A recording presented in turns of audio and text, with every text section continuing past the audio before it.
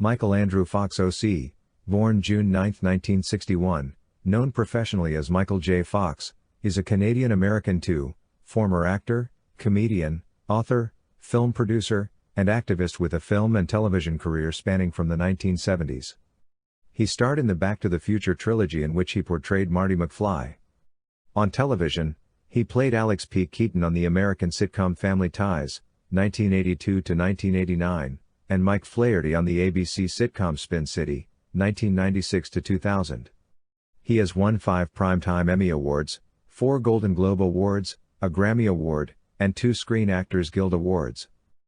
Fox was diagnosed with Parkinson's disease in 1991 at age 29, and disclosed his condition to the public in 1998.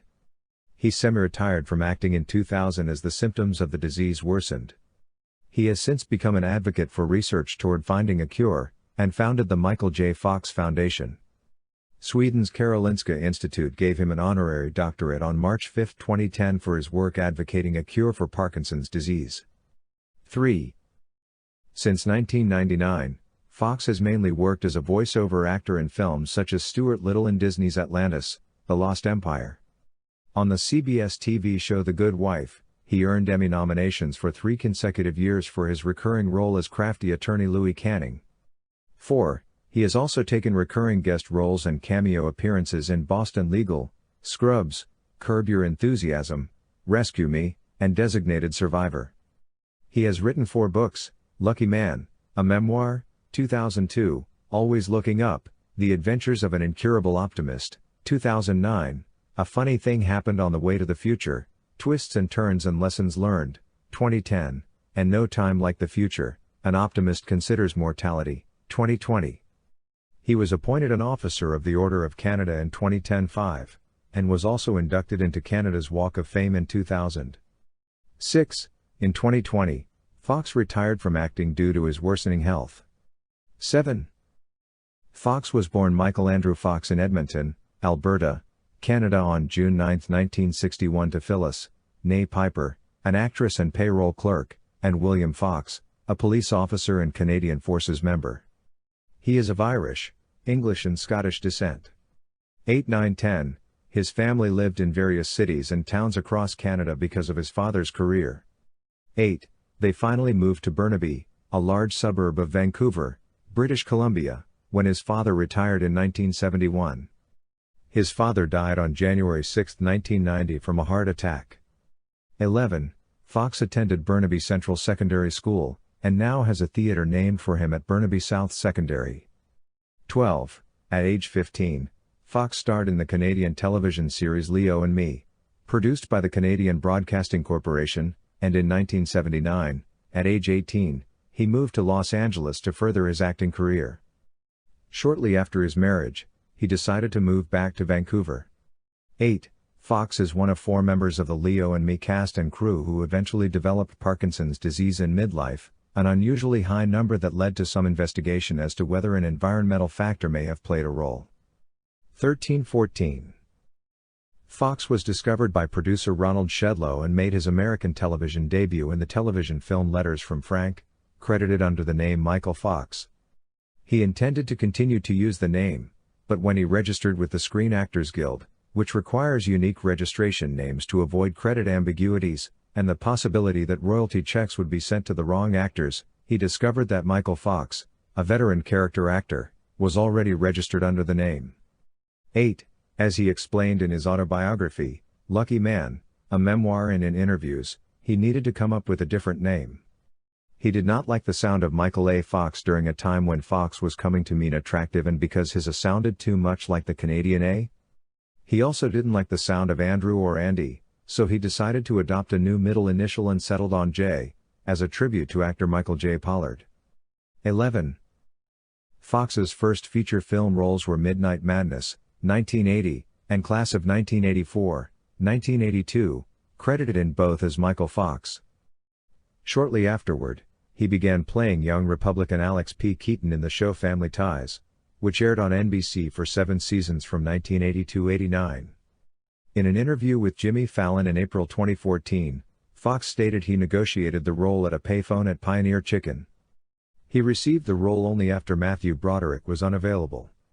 15. Family Ties had been sold to the television network using the pitch hit Parents, Square Kids, 15, with the parents originally intended to be the main characters. However, the positive reaction to Fox's performance led to his character becoming the focus of the show following the 4th episode. 15. At its peak, the audience for Family Ties drew 1/3 of America's households every week. 8. Fox won 3 Emmy Awards for Family Ties in 1986, 1987, and 1988. 16. He also won a Golden Globe Award in 1989. 17. Brandon Tartikoff, one of the show's producers, felt that Fox was too short in relation to the actors playing his parents, and tried to have him replaced. Tartikoff reportedly said that this is not the kind of face you'll ever find on a lunchbox. After his later successes, Fox presented Tartikoff with a custom-made lunchbox with the inscription to Brandon, "This is for you to put your crow in." Love and Kisses, Michael J. Tartikoff kept the lunchbox in his office for the rest of his NBC career. 1819. When Fox left the TV series Spin City, his final episodes made numerous allusions to Family Ties. Michael Gross, who played Alex's father Stephen, portrays Mike Flaherty's, Fox's character's, therapist, 20, and there is a reference to an off-screen character named Mallory. 21. Also, when Flaherty becomes an environmental lobbyist in Washington, D.C., he meets a conservative senator from Ohio named Alex P. Keaton, and in one episode Meredith Baxter played Mike's mother. As a result of working on Family Ties, as well as his acting in Teen Wolf and Back to the Future, Fox became a teen idol. The VH1 television series The Greatest later named him among their 50 greatest teen idols. 22. In January 1985, Fox was cast to replace Eric Stoltz as Marty McFly, a teenager who is accidentally sent back in time from 1985 to 1955 in Back to the Future. Director Robert Zemeckis originally wanted Fox to play Marty, but Gary David Goldberg, the creator of Family Ties, which Fox was working on at the time, refused to allow Zemeckis even to approach Fox as he felt that as Meredith Baxter was on maternity leave at the time, Fox's character Alex Keaton was needed to carry the show in her absence. Eric Stoltz was cast and was already filming Back to the Future, but Zemeckis felt that Stoltz was not giving the right type of performance for the humor involved. 23. Zemeckis quickly replaced Stoltz with Fox, whose schedule was now more open with the return of Meredith Baxter. He was considered for the role of Mark Kendall in Once Bitten, but it eventually went to Jim Carrey. During filming, Fox rehearsed for Family Ties from 10 a.m. to 6 p.m., then rushed to the Back to the Future set where he would rehearse and shoot until 2:30 a.m. This schedule lasted for 2 full months. Back to the Future was both a commercial and critical success. The film spent 8 consecutive weekends as the #1 grossing movie at the U.S. box office in 1985, and eventually earned a worldwide total of $381.11 million. 24. Variety applauded the performances, opining that Fox and his co-star Christopher Lloyd imbued Marty and Doc Brown's friendship with a quality reminiscent of King Arthur and Merlin. 25. The film was followed by 2 successful sequels, Back to the Future Part 2, 1989, and Back to the Future Part 3, 1990.